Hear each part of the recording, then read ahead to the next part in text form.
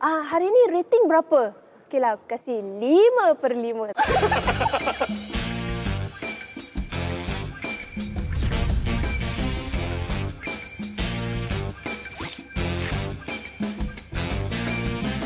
Aku termasuk.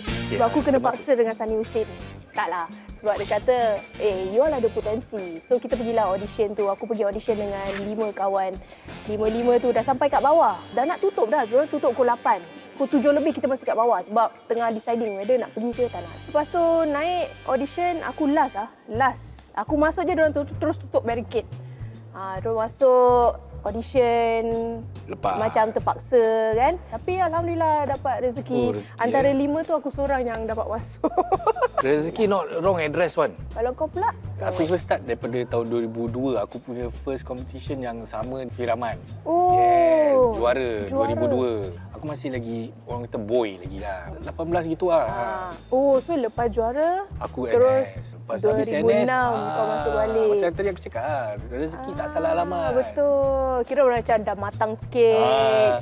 Ada satu part tu yang kita kena buat purba-wara ke atau One of the sketsa tu lah. sketsa klasik tu. Aku kena cakap dialog apa tu, ini semua kata-kata bohong. Oh, aku ingat. Semua tengah intens.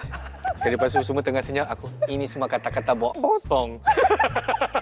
Lepas tu, bosong apa? Confident. Yes, tak ada karakter. Betul. Yeah. Kalau aku actually pun betul lah, ada banyak. Ada satu scene tu, kita kena shoot dekat frog farm, katak. Okey.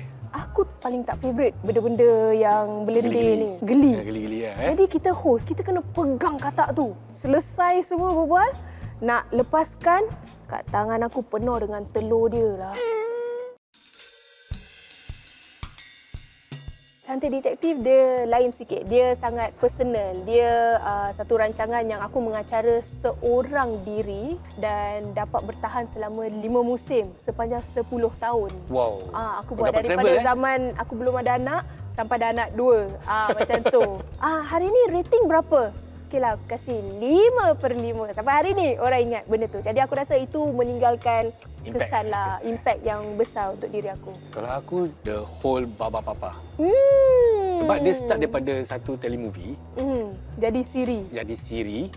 Lepas tu ada lagi satu telemovie untuk Hari Raya special. Tu ada meninggalkan impact ataupun memory yang manis-manis, yang indah-indah lah. Sebab lama kan. Yes, not only that, masa penggambaran tu pun baru kahwin.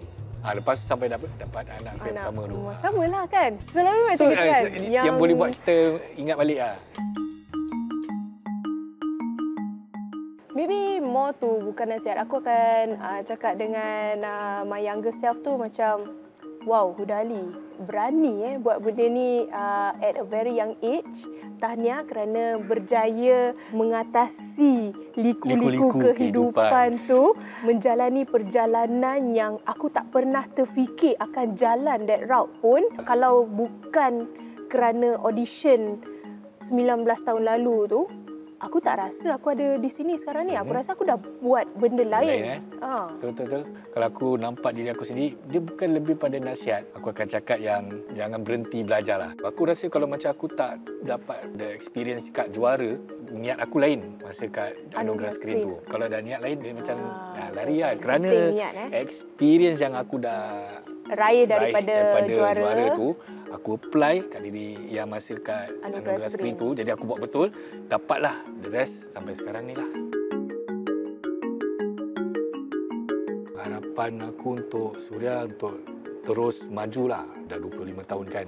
Harap lebih daripada 25 tahun ni, sampai 50, sampai 75, sampai 100. Sama juga, aku pun harap industri TV kita terus maju jaya dan semoga industri TV kita banyak memberi ruang dan peluang buat bakat-bakat tempatan kita, terutamanya sebab sebenarnya kita ada ramai bakat-bakat tempatan yang sangat-sangat talented. Betul, tapi mungkin belum ada peluang untuk mereka.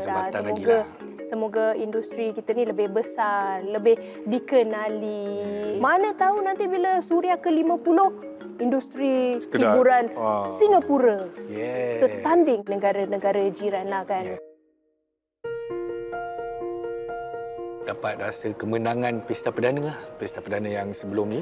setelah lama. Sebab tu aku fikir balik. Satu pencapaian lah. Sebab apa-apa pun, kita kena amanah, kita harus ikhlas dan kita kena ada goal. Selaku teman seperjuangan daripada Anugerah Screen 2006, aku sangat bangga dengan pencapaian kau. Yes. Memory pada tahun 2006. Waktu aku menang pertandingan Anugerah Screen. Satu memory yang sangat indah, yang sangat manis sekali lah. Sebab aku masuk pertandingan tak pernah menang. Jadi itu adalah salah satu pertandingan yang kau tak nak masuk tapi kau menang. Tak nak menang. Betul. Jadi memory lah. Aku akan ingat sampai bila-bila. Ya.